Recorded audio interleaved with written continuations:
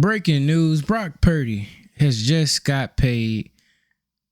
We got to discuss it next. I think the 49ers overpaid. What's good, y'all? This your boy Woke back with another video today. 49ers just gave Brock Purdy 5-year, $265 million. That makes Brock Purdy come in around $53 million a year. And that will put Brock Purdy as the 7th highest paid quarterback in the NFL. Of that $265 million, 181 is guaranteed at signing. My thoughts on it: Brock Purdy, guys like Tua, though I think Purdy is better than Tua, are both extremely overpaid. The most I would have paid Brock Purdy would have been around $35 million, 40 max. Because at this point, y'all, dudes that clearly can't thrive without perfect conditions are getting MVP franchise, like I could carry the team type money. The Tuas, to me, y'all know how I feel about Tua. The Purdys, though better than Tua, these kind of guys should not be making more money than Lamar Jackson. You know what I'm saying? They're making more money than Justin Herbert every year. And we know when these guys come back up, they'll surpass them. But for now, for the next couple years, these dudes are going to be making more than them. Obviously, Mahomes with his deal. And I know the way they got contract structure, you can have a lot to say. Well, this guy makes that, this guy makes that. The point of it all, though, is this: if you need everything perfect to play your best, which most quarterbacks do, but guess what?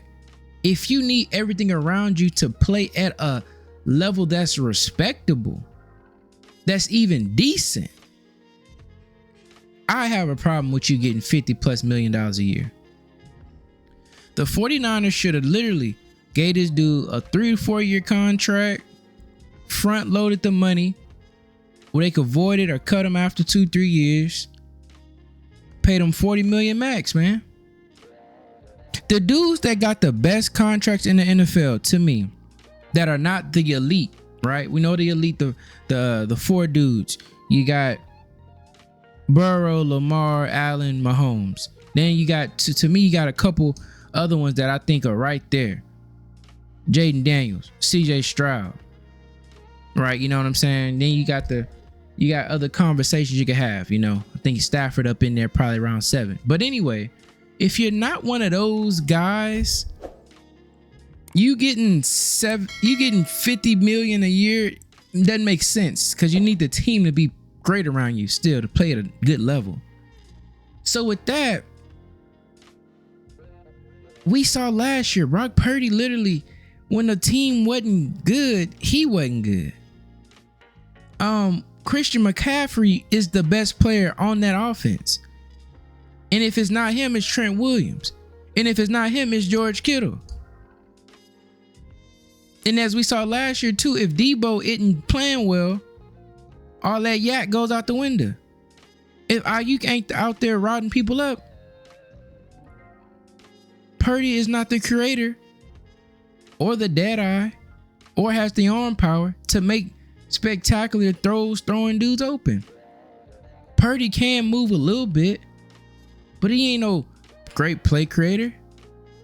He doesn't have an outstanding arm. I would say his arm is weak. He's fairly accurate, but we know what Brock Purdy is at this point. A smart, tough football player, has a bit of playmaking ability that's going to make the right read, get the ball where it needs to be. That's it. That's all. But if those other auxiliary pieces that are great are not around him, that are Hall of Fame level, Trent, Kittle, CMC, you know, all pro, Pro Bowl level, Debo playing well, Ayuk playing well, he didn't look good.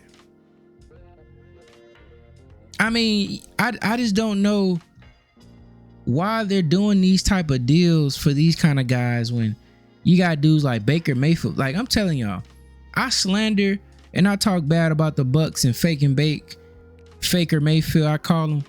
But in all honesty, Baker Mayfield is good. He's been good. I like him coming out. I just got the Bucks fans that annoy me in the chat, but Baker is the truth. He get paid $35 million a year, y'all. That's a perfect contract for a quarterback. You get above market value. For one, you're one of the highest paid people in the league. We take position value out of it. Baker, $35 million. You're the highest paid at every position, because you still got the importance of being a quarterback. There you go. But it also, you keep your team around you good. They can build around $35 million a year.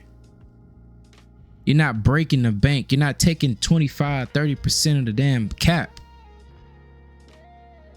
Because a lot of these dudes still need help to play at the level they need to.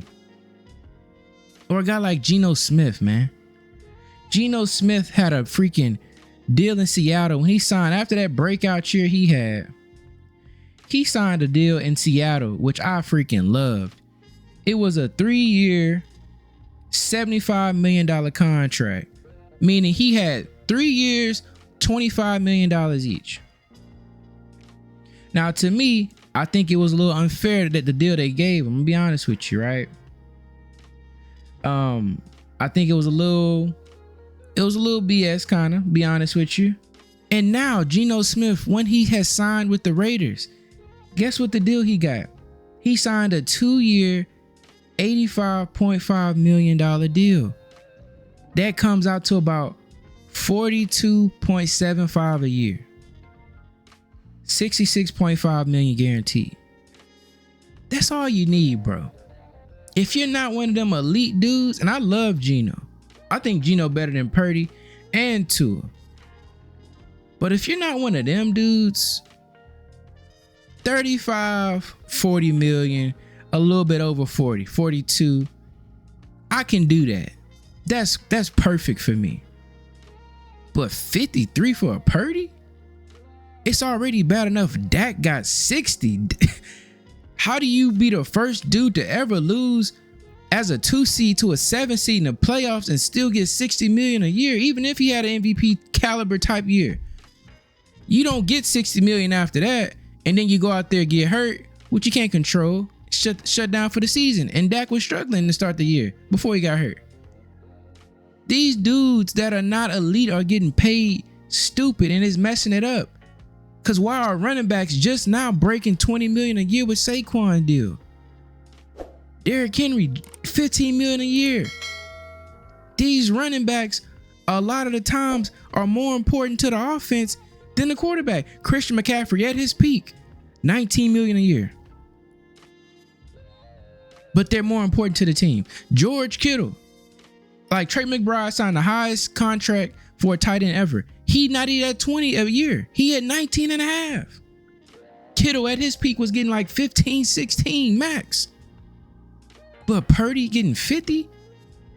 The quarterback position is the most important position in all of sports, but damn it, it ain't that important when you're playing like Purdy, when you need the help too. If you need the help, you don't get 50 plus mil. You get 30, 35, 40. That's where you tap out at. You don't touch 50, 53, 55, 60. You don't touch that. Dak himself probably should be getting around 44, 45, 46, 47-ish max. And that's getting uncomfortable for me. So the team's got to figure something out, because now you got dudes that's getting underpaid other positions. Like, it's just ridiculous to me, y'all. Purdy, to me, probably like top 20-ish, top 22, 25-ish. Look, I'll give him top 20 to be respectful, but overpay. Way too much of an overpay for me. So y'all, like, comment, subscribe. Let me know what you think of the video. Appreciate y'all. Do you think Brock Purdy's overpaid? What y'all make it a contract? It's ridiculous. It looked like it may be front loaded, so they may be able to get out after 3-4 years. But still, y'all, he gonna take at least, to me, I saw he getting 165 million within the first 3 years. So the first 3 years, he getting 55 million a year. Boy, that's crazy, y'all. But anyway, like, comment, subscribe. I appreciate y'all. Until next time, we say shalom and salute.